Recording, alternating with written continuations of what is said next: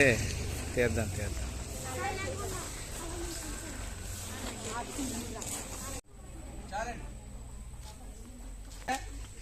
మనం ఈరోజు వచ్చింది ప్రకృతి ఒడిలో నేచర్ క్యాంప్.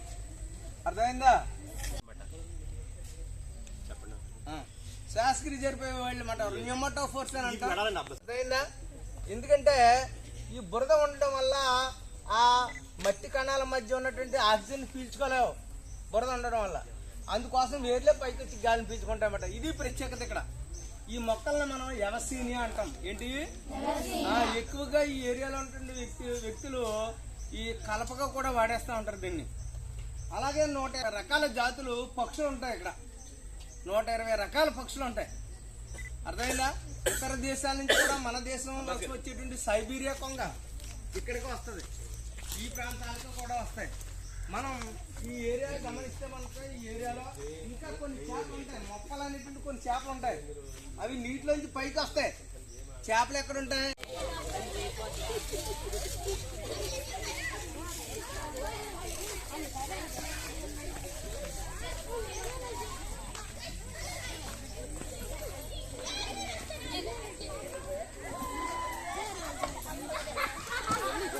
జాగ్రత్త జాగ్రత్త, కంగారు పడకండి.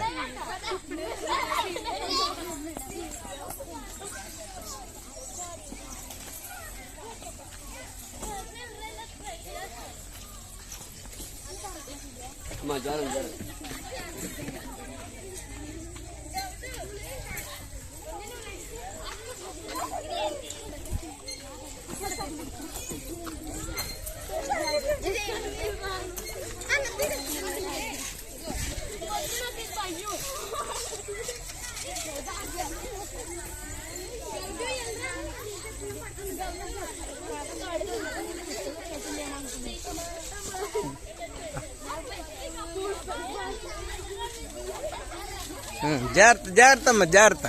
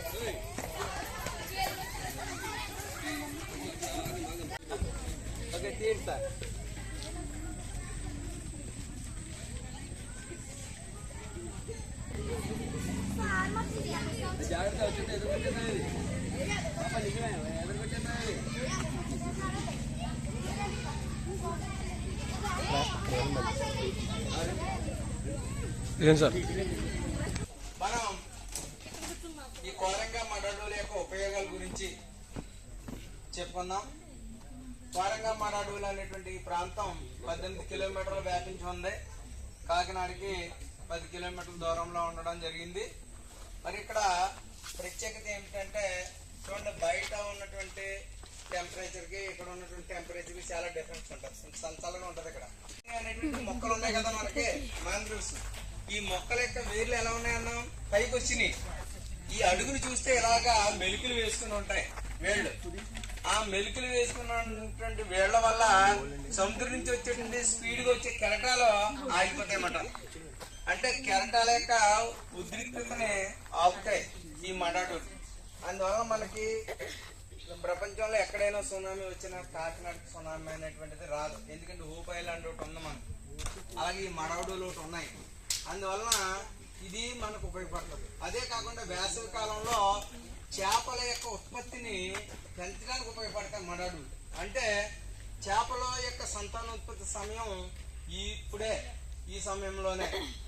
మనకి మీ స్కూల్కి ఎప్పుడైతే సెలవులు ఇస్తారో ఆ సమయంలో సముద్రపు వేటకు కూడా సెలవిస్తారు. తెలుసా? సముద్రంలో చేపలను పట్టకూడదనేసి జరుగుతూ ఉంటది.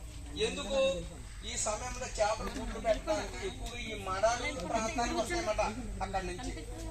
తర్వాత అదే కాకుండా మొన్న మనం రిడ్లే తాబేళ్లు అవేర్నెస్ ప్రోగ్రామ్ కోసం ఓప్ ఐలాండ్ వెళ్ళాం. ఆ ఓప్ ఐలాండ్ లో ఎందుకు వెళ్ళాం? రిడ్లే అనేటువంటి జాతికి సంబంధించినటువంటి తాబేళ్లు ఇతర దేశాల నుంచి అంటే థాయిలాండ్ కానీ లేదా ఇండోనేషియా కానీ న్యూజిలాండ్ అలాగే ఆస్ట్రేలియా జపాన్ ఇటువంటి దేశాల నుంచి కొన్ని వేల కిలోమీటర్ల నుంచి ఈదుకుంటూ ఈ ప్రాంతాలకు వస్తాయి. ఆ తాబేళ్లు ఎందుకు వస్తాయి? గుడ్లు పెట్టడానికి వస్తాయి. తెలుసా? గుడ్లు పెట్టడానికి వస్తాయి. ఎక్కడికెక్కడికి వస్తాయంటే కోరంగి మడాడూలు అలాగే అమలాపురం అల్లవరం ఈ దగ్గరలో ఈ అలాగే ఈ కోనసీమ ఈ సముద్ర తీర ప్రాంతాలకు ఎక్కువగా వస్తాయి. ఇక్కడికి వచ్చి ఇక్కడ గుడ్లు పెడతాయి. ఒడ్డుకు వచ్చి ఆ ఇసుకలో రంధ్రాలు చేస్తాయి. రంధ్రం ఒక 15 సెంటీమీటర్ల లోపలికి రంధ్రం చేసి అందులో గుడ్లు పెడతాయి. ఒక కుండ ఆకారంలో గుడ్లు పెట్టి మరలా ఇసుకతో మూసేస్తాయి. మరలా గుడ్లు 40 రోజుల్లో పొదిగి పిల్లలు వచ్చేస్తాయి. అప్పుడు ఆ పిల్లలు మరలా సముద్రంలోకి వచ్చేస్తాయి. వచ్చేసే పిల్లలతో తల్లి పిల్లలతో పాటు మరలా ఈదుకుంటూ కొన్ని వేల కిలోమీటర్లు మరలా ఇతర దేశాలకు వెళ్ళిపోతాయి అన్నమాట. థాయిలాండ్ ఇండోనేషియా దేశాలకు వెళ్ళిపోతాయి.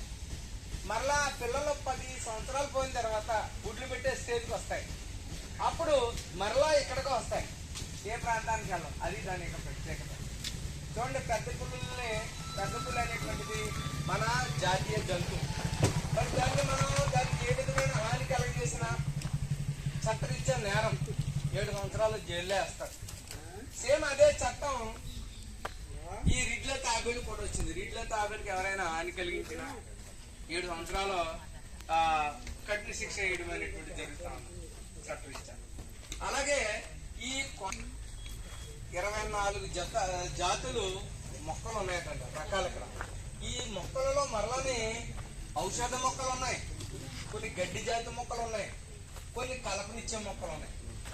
ఇందులో ఎవసీనియా ఎపిసినాలిస్ అని అలాగే రైజోపరా. ఇప్పుడు గ్లోబల్ వార్మింగ్ పెరిగిపోయింది అంటున్నారు. భూమి నాకు పెరుగుతుందా తగ్గుతుందా? ఉన్న భూమి పెరగడం అంటూ ఉండదు, కానీ తగ్గిపోద్ది. ఎందువల్ల తగ్గిపోద్ది? చెట్లు నరకడం వల్ల ఏమవుతుంది? గ్లోబల్ వార్మింగ్ పెరిగిపోయి ఎండల తీవ్రత పెరిగిపోయి మంచు పర్వతాలు పెరిగిపోయి వాటర్ అంతా సముద్రంలోకి వచ్చేస్తే సముద్ర మట్టాలు పెరిగిపోయి ఆ ఏరియా అంతా ఏమవుతుంది? వాటర్ ఆక్యుపై అయిపోతే భూమి ఎలా పెరుగుతుంది? పెరుగుతుందా? మన జనాభా రోజు రోజుకి పెరిగిపోతున్నాం, కానీ భూమి పెరగట్లేదు.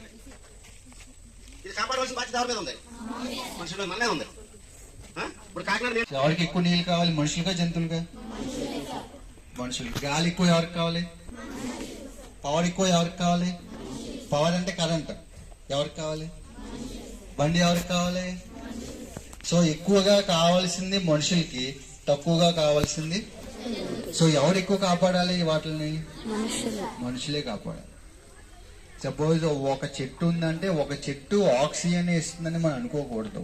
ఒక చెట్టు ఆక్సిజన్ తో పాటుగా కొన్ని 100,000 పుష్పాలను ఇస్తాయి, ఫ్లవర్స్ ఇస్తాయి కదా. సో ఫ్లవర్ ఎప్పుడైతే ఫ్లవర్ వచ్చిందో ఫ్లవర్ తో పాటుగా మనం చూస్తూ ఉంటాం కొన్ని పురుగులు వాళ్తూ ఉంటాయి. ఈనాడు మెయిన్ పేజీలో వచ్చింది వార్త, తూర్పుగోదావరి జిల్లా వార్త. అది ఉమ్మడి తూర్పుగోదావరి జిల్లా బెక్కవోలు మండలం వార్త. ఏంటి మేడం గారు? బలభద్రపురం అని, బలభద్రపురం ఊరి పేరు బలం భద్రం ఉందండి. బలభద్రపురం అని బాగా ల్యాండ్ లార్డ్స్ ఎక్కువ ఉన్నటువంటి ఊరు, బాగా డబ్బు ఉంది అందరికి. కానీ దాంతో పాటుగా ప్రతి ఇంటికి ఒక క్యాన్సర్ పేషెంట్ ఉంది. ఇది నేషనల్ న్యూస్ అయింది. ఎందుకు? అక్కడ ఉన్నటువంటి కొన్ని ఇండస్ట్రీస్ వాళ్ళు కానీ ఇట్ల వాళ్ళు కానీ ఇవన్నీ సర్వే చేస్తున్నారు. ఇప్పుడు ఒకటి బ్యాండర్ మధ్యన ఇచ్చారు ఆడపిల్లలకి, గర్ల్స్ కి ఇచ్చారు మధ్యన, గర్ల్స్ కి మధ్యన ఇచ్చారు. బాగుంటది మధ్యన సెంటర్, అది ఇంకా సెంటర్, ఇంకా ఫ్లెక్స్ బాధ కిందకి రావాలి, మీ ఫేస్ కనిపించాలి నాకు. అమ్మా పిల్లలు అందరూ ఓకే. ఇంకా ఇంకా ఇంకా బాబు ఒక్కసారి